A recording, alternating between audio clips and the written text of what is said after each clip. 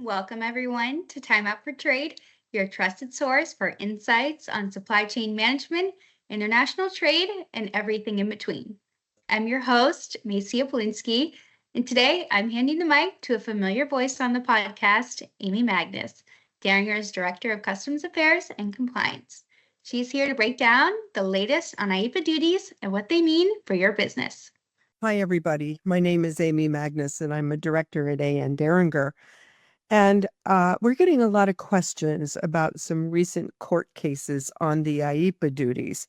The IEEPA duties are the International Emergency Economic Powers Act duties. We call them IEEPA fentanyl and IEEPA reciprocal. They're pretty high duties. In fact, the most recent number I heard is the United States has collected something like $80 billion worth in these duties. But the interesting thing, and the reason that we're going to have this little chat today, is that two courts have struck down these duties as being illegal. Now, what does that mean? Well, for right now, it doesn't mean a whole lot. You have to continue to pay these IEEPA duties, the ones that are assessed for really most of the countries that import into the United States, whether it's the IEEPA fentanyl or the IEEPA reciprocal duties. So you still have to pay them if you're bringing goods into the United States and your goods are subject to IEEPA. But two courts, one the Court of International Trade and then the U.S. Court of Appeals in the Federal Circuit, struck these down as being illegal. So what is that going to mean? First of all, let me just share with all of you, I am not an attorney. I do not do any attorney stuff, but I am a customs broker, and I do understand what you might be able to do to protect your rights to get a refund should ultimately these IEEPA duties or tariffs be determined to be illegal.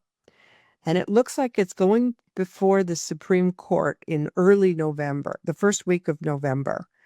Now, once the Supreme Court hears these cases, it doesn't mean that they're going to decide right away.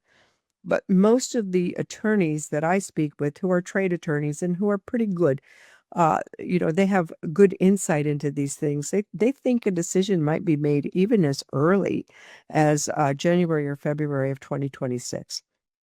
Okay. What does that mean for the average importer, like many of you are? You've been paying these IEEPA duties because you don't have a choice right now.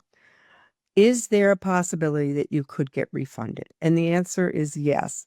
If it is decided ultimately by the Supreme Court that these IEEPA duties are illegal, there will be some process for refunding your money. What we don't know is what the process will be.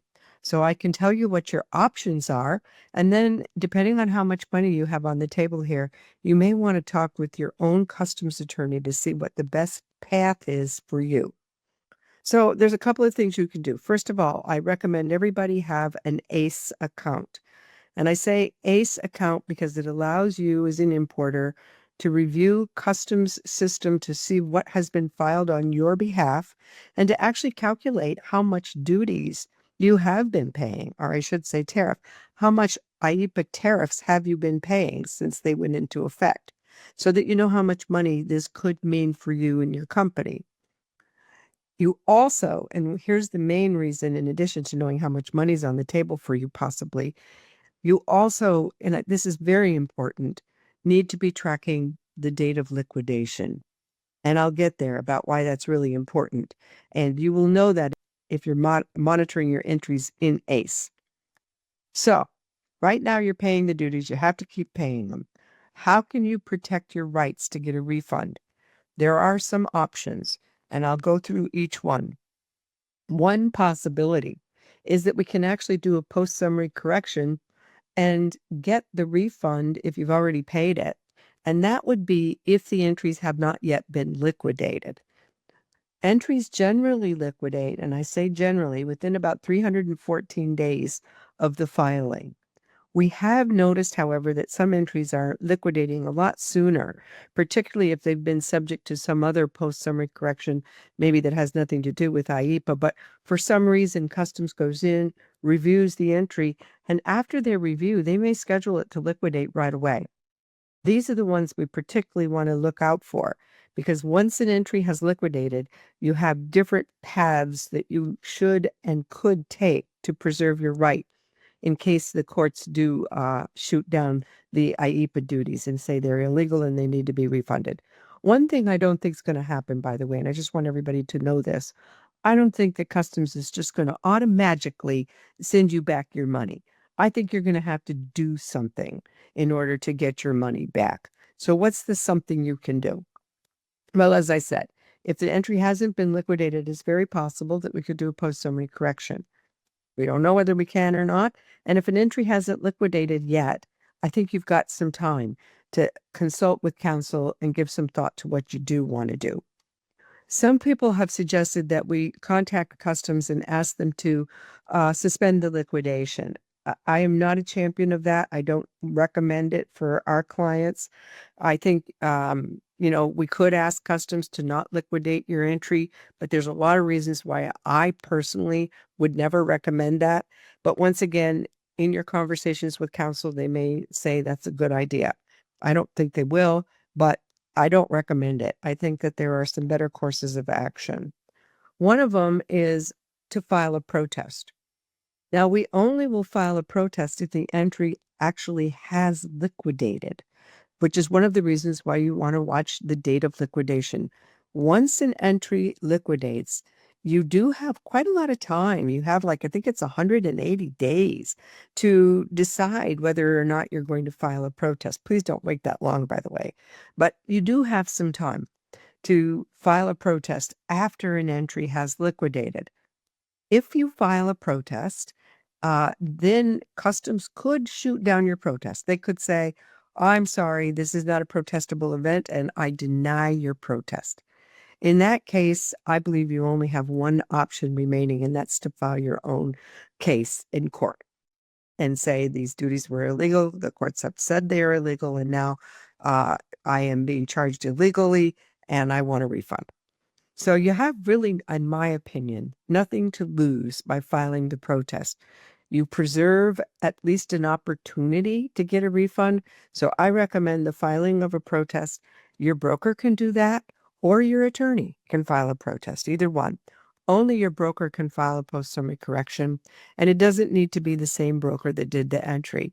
Brokers can file a post-summary correction for other brokers' entries if your entries remain unliquidated and if Customs will allow it.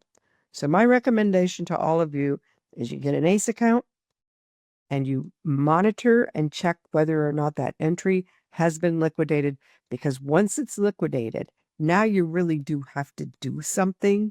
And that something is either file a protest and preserve your right if in fact it will preserve your right.